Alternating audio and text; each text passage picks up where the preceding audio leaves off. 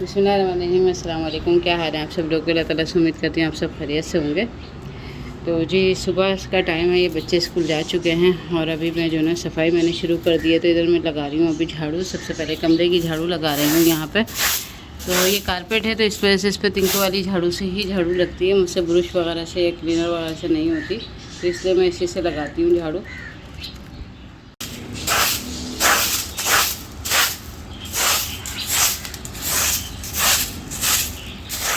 ये आ गई हूँ मैं अब अपने सहन में, क्योंकि सबसे पहले मैं सहन की सफाई करती हूँ। इससे पहले ब्लॉग में भी मैंने आप लोगों को बताया था कि मैं सहन की सफाई पहले करती हूँ, क्योंकि ये बाहर का हिस्सा होता है। तो मैं ज़रा वो आगे वाला हमारा कमरा है तो उसकी झाड़ू लगा के कचरा सारा बाहर निकाल लेती हूँ, फिर ये कि सहन की जो है ना क्या कहते हैं सफाई कर लेती हूँ। तो अभी यहाँ आ गई हूँ, पौधों में पानी डाल चुकी हूँ। तो ये देखें कितना खूबसूरत फूल खिला है इसके अंदर, माशाल्लाह से दो फूल खिले हुए हैं। ये देखें दो फूल खिले हुए हैं, एक येरा और एक येरा। तो ये फूल बहुत खूबसूरत होता है। बहुत ज़्यादा मुझे नहीं पता कि इस पौधे को शायद गुले लाला कहते हैं, क्या नाम है इसका, लेकिन जो है ना ये मुझे बहुत खूबसूरत लगता है। और ये शाम में बंद भी हो जाता है ये फूल। तो इसी तरीक़े से पौधों का तो आप लोगों को मैंने बताया था कि मुझे पौधों का बहुत ज़्यादा शौक़ है। तो बस इन बहुत ज़्यादा पौधे नहीं हैं, लेकिन ये है कि मैं देखभाल करती रहती हूँ, हल्की फुल्की सी। माली जैसी तो नहीं कर सकती, लेकिन ये कि अपने हिसाब से काफ़ी जो है ना काट छाट और ये सब करती रहती हूँ। थोड़ा सा मेरा दिल लगा रहता है। तो बस इसी तरीक़े से अभी यहाँ आ गई हूँ। पहले इनमें पानी डाल दिया ताकि इनके पत्ते अच्छे से फ्रेश हो जाएं, साफ़ सुथरे हो जाएं। ये रात की रानी है जो मैंने आप लोगों को अपने पहले ब्लॉग में दिखाया था कि मैंने ख़रीदी थी। तो ये देखें माशाल्लाह कितनी ज़्यादा घनी हो गई है। ये मैंने हालांकि बहुत छोटा सा पौधा लिया था, इतना बड़ा नहीं था, एक टहनी का, लेकिन ये माशाल्लाह 1 महीने के अंदर ही इतनी घनी हो गई है। तो इसी तरीक़े से ये कड़ी पत्ते का पौधा है मेरा। देखें इसकी जो खुशबू है ना वो बड़ी ज़बरदस्त होती है इस कड़ी पत्ते की, क्योंकि ये फ्रेश कड़ी पत्ता है ना, उसकी तो बात ही खैर अलग होती है। इधर मैंने ना एक करेले का भी पौधा लगाया है अपने लिए, और ये पौधा देखें मेरा ये माशाल्लाह ये जो है ना बिल्कुल दरख्त जैसा बन गया है। इसकी ये बहुत छोटा सा ये भी पौधा था, तो ये मैंने बड़े गमले में इसको शिफ्ट करा। तो इसकी माशाल्लाह लेंथ भी अच्छी खासी हो गई है, कम से कम 4 फुट के करीब तो है इसकी लेंथ। और जो है क्या कहते हैं ये तोतों की आवाज़ आ रही है आप लोगों को। ये देखें मैंने करेले की बेल लगाई है, तो करेले के बीज जो है ना रेड कलर वाले जो हैं मैंने डाल दिए थे, करेले में से निकले थे तो थोड़ा सा खुश करके उनको मैंने जो है ना क्या कहते हैं इनके बीज लगा दिए थे। तो माशाल्लाह ये पौधे इसके निकल आए हैं छोटे छोटे से, तो काफ़ी थोड़े से ऊँचे हो रहे हैं। तो वैसे यही मेरा एक शौक़ है। तो अब चलते हैं अपनी सफाई को कंटिन्यू करते हैं।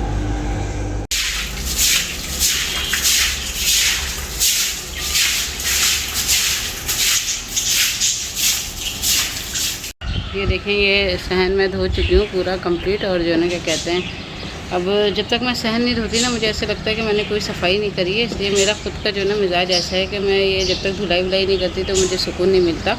तो बस अब जो है ना क्या कहते हैं सहन मैंने पूरा पानी डाल के अच्छी तरीके से झाड़ू से धो लिया है। अब जो है ना ये वाइपर कर रही हूँ, फिर उसके बाद मॉपिंग करूँगी। बहुत सारे लोग वाइपर करके छोड़ देते हैं कि खुला सहन है, ये खुली जगह है, हवा से खुश्क हो जाएगा, लेकिन मेरा मिजाज ऐसा नहीं है। मैं जब तक कि मॉपिंग नहीं करती मुझे सुकून नहीं मिलता। तो बस अभी ये वाइपर ही करने जा रही हूँ साथ साथ।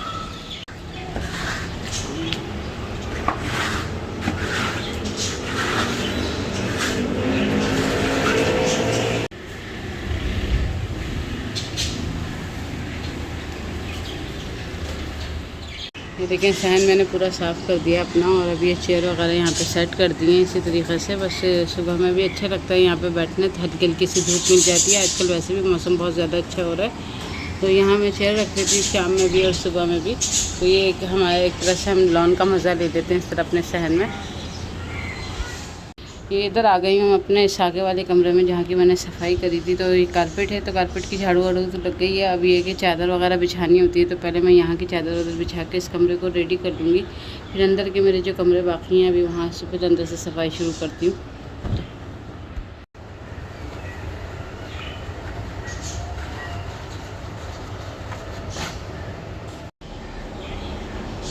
चादर बिछा दी है मैंने, और ये कमरा पूरा हमारा सेट हो गया है। इधर मैंने एक आध तकिए घर में सिए हुए बनाए हुए हैं, तो ये मैं साइड में रख देती हूँ क्योंकि कभी लेटने बैठने के काम आता है। तो बस इस तरीके से हमारा ये वाला रूम बिल्कुल क्लीन हो गया है, साफ़ सुथरा। अब सिर्फ डस्टिंग रह गई है, वो डस्टिंग मैं भी ठहर के करूँगी। अच्छा मैं इधर किचन में आ गई हूँ, सफाई मेरी कंप्लीट हो चुकी है। बस थोड़ी सी डस्टिंग और बेड वगैरह सेट करना बाकी है, तो मैंने कहा पहले नाश्ता कर लूँ।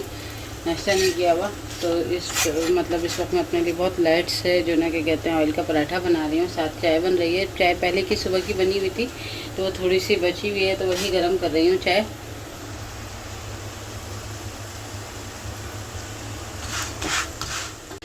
ये नाश्ता रेडी हो गया, बस मैं इसको लेके कमरे में जा रही हूँ। इधर देखें किचन पूरा अभी बिल्कुल गंदा हुआ हुआ है, अभी सारे बर्तन वगैरह सब पड़े हैं वॉश करने के लिए। अभी मैंने चूल्हा वगैरह कुछ नहीं साफ़ किया है, तो बस अब ये नाश्ता कर लूँ पहले, उसके बाद ये चलती रहेगी रूटीन साथ साथ। बस अभी आ गई हूँ अपने बेडरूम में नाश्ता वाश्ता कर कर, और ये जो ना यहाँ की ये चादर वगैरह सेट कर रही हूँ बेड की। तो वैसे तो अल्लाह का शुक्र है बेड मेरा सेट ही रहता है। और ये अब जो ना क्या कहते हैं बस ये इसके ऊपर बेडशीट के ऊपर मैंने ये एक चादर बिछाई हुई है हाफ, इस तरीके से तो ज़रा ये ज़बरदस्त सा लुक देती है। तो बेड मेरा सेट हो गया। अभी इधर के साथ साथ हाथ के हाथ में थोड़ी थोड़ी डस्टिंग करती जा रही हूँ। बस ये है कि जो ना क्या कहते हैं ये हमारा एक जो ना बेड के सामने बिल्कुल थोड़ी सी जगह बाकी थी, तो एक ये 2 सीटर जो है ना सेटी जो आजकल चली हुई है, तो ये वो है। मतलब इसका लुक बहुत खूबसूरत सा है, ज़बरदस्त सा। तो ये मैंने आगे रख लिया है बेड के बिल्कुल सामने, थोड़ी सी जगह बाकी है, तो इसकी भी रोज़ाना डस्टिंग होती रहती है। वैसे तो इस कमरे में हमारे कोई आता नहीं है, साफ़ सुथरा सा हमारा ये कमरा है। नीचे कारपेट बिछा हुआ है, इसके ऊपर मैंने ऐसे ये चादर बिछाई हुई है। तो ये देखें बस ये बेड मेरा बिल्कुल सेट हो गया, मतलब बेडरूम बिल्कुल सेट है। इधर साइड में मैंने अपने बेड के डस्टबिन एक छोटी सी रखी हुई है, और ये एक अलग से चादर इसलिए बिछाई हुई है मैंने यहाँ पे, क्योंकि जो ना क्या कहते हैं वॉशरूम है ना यहाँ पे, तो आना पड़ता है जाना पड़ता है वॉशरूम वगैरह में, तो फिर गंदे पैर लगते हैं। तो इस वजह से मैंने अभी बड़ा मैट नहीं है मेरे पास, तो मैं लाई नहीं, तो मैंने अभी वक्ती तौर के लिए यहाँ पे चादर बिछा दी है। तो बस इसी तरीके से सफाइयाँ चल रही हैं, हाउस क्लीनिंग चल रही है। सुबह से जो है शाम हो जाती है, पता नहीं चलता कि कब शाम हो गई है। बस ये देखें किचन की अब सफाई कर रही हूँ, कंप्लीट ही हो गई है तकरीबन। बर्तन मैंने धो दिए, बस स्लिप साफ़ कर रही हूँ। और ये इस तरीके से किचन में रोज़ाना सुबह भी ज़रूर साफ़ करती हूँ, बर्तन धोने के बाद, और रात में भी सोने से पहले ज़रूर साफ़ करती हूँ। लेकिन फिर भी बच्चों वाला घर है, थोड़ा बहुत गंदा हो जाता है, लेकिन कोशिश यही होती है कि हाथ के हाथ सफाई करती रहो।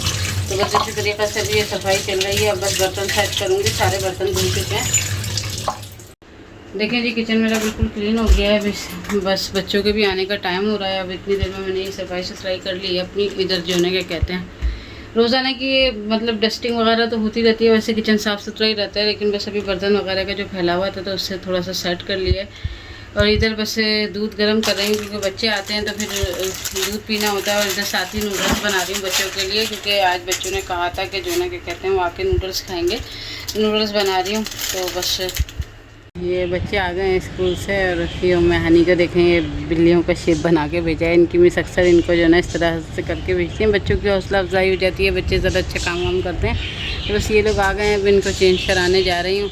ये देखें नूडल्स बच्चों के लिए बनाए थे, अब इनको दे रही हूँ। इनको चेंज वेंज करा दिया है बच्चों को, साथ ही अपने जो ना क्या कहते हैं दोपहर के खाने की भी तैयारी कर ली, और शाम के खाने के लिए भी। तो ये गोश्त मैंने फ्रीज़र से निकाल के इसे भिगो दिया। इधर चिकन मैंने भिगो दिया, क्योंकि गोश्त के मुझे शामी कबाब बनाने, और चिकन से मैं फ्राइड राइस बनाऊँगी। इधर अभी दोपहर के लिए असल में बहुत आसानी हो गई है। कल रात का सालन बचा हुआ था मेरे पास, आलू गोश्त का सालन बनाया था, तो मैंने थोड़े से चावल भिगो दिए हैं, और मैं उसी आलू गोश्त के सालन में ये चावल डाल के बिरयानी के स्टाइल से ये भी बनाऊंगी, तो मैं आप लोगों को दिखाऊंगी। तो असल में सुबह की रूटीन जो है ना बहुत ज़्यादा टफ़ होती है, सुबह से लेके शाम तक पूरा दिन ही इसी में चला जाता है। लेकिन इस वक्त का जो टाइम होता है ना वो बहुत ज़्यादा टफ़ होता है, तो बस खैर गुजर ही जाता है।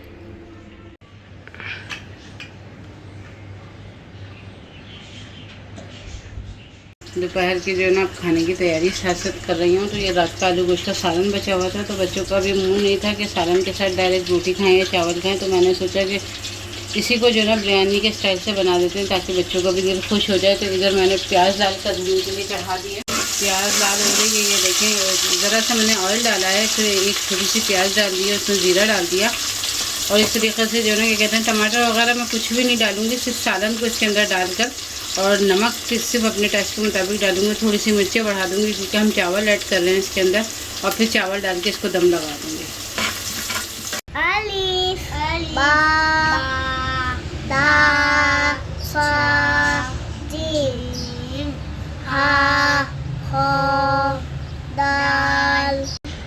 तो बस अब जो ना ये स्कूल से बच्चे आ गए थे तो इनको खिला पिला दिया था। बस उसके बाद मैं इनको थोड़ा सा इस टाइम पे सिपारा पढ़ा लेती हूँ 1 बजे के टाइम पे, क्योंकि जो ना लाइट चली जाती है हमारी तो बच्चे ईजी होकर सो नहीं पाते। तो फिर मैंने ये रखा हुआ है कि इस टाइम पे मैं सिपारा पढ़ा लेती हूँ इनको, और घर में ही पढ़ाती हूँ। मैंने हमेशा अपने बच्चों को घर में पढ़ाया है। मुझे खुद नहीं समझ में आता वो माएँ कैसे कहती हैं कि बच्चे घर में नहीं पढ़ पाते। मैंने हमेशा अपने बड़ों से लेकर छोटे बच्चे तक घर में ही सिपारा पढ़ाया है, और घर में ही बच्चों ने ट्यूशन पढ़ाया, कहीं बाहर नहीं गए। और आजकल का माहौल भी नहीं है कि बच्चों को ऐसे बाहर निकाला जाए। तो फिर इस टाइम पे मैं इनको सिपारा पढ़ा लेती हूँ। ये आधा घंटा या पौन घंटा इनको सिपारा पढ़ाती हूँ, उनके साथ ही फिर बैठना पड़ता है। तो बस इसके बाद इनको खाना दूँगी। खाना हम लोग खुद भी खाएँगे क्योंकि अभी तो 1 बज रहा है, और वैसे साथ ही साथ मेरा खाने भी बन रहा है, मैंने आपको दिखाया था।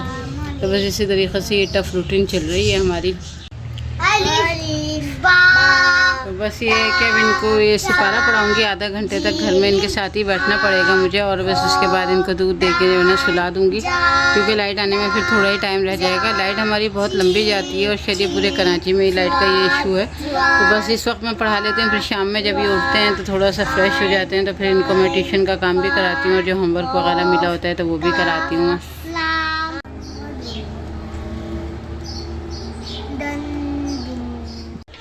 चलिए देखिए, ये चावल हमारे बिरयानी जैसे बिल्कुल रेडी हो गए हैं। मैंने इस तरीक़े से मैं बनाती हूँ हमेशा, जब भी कोई सालन बच जाए चिकन आलू का या आलू गोश्त का, तो फिर मैं इसी तरीक़े से बना लेती हूँ दोपहर में।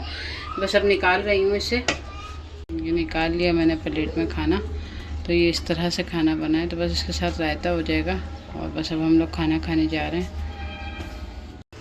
अब जो है ना दोपहर का टाइम ख़त्म हो गया और असर की अज़ानें हो चुकी हैं, तो मैं भी उठ गई हूँ अब नमाज़ पढ़ने के लिए। असर की नमाज़ पढ़ूँगी। इधर किचन में आई हूँ। पहले ये सब्ज़ियाँ रखी हैं, आप लोग देख रहे हैं। तो इससे बस रात के लिए फ़्राइड राइस की तैयारी कर रही हूँ। इधर ये मंचूरियन बनाऊँगी, चिकन मंचूरियन। तो उसको मैंने मैरिनेट करके रख दिया है अलग से।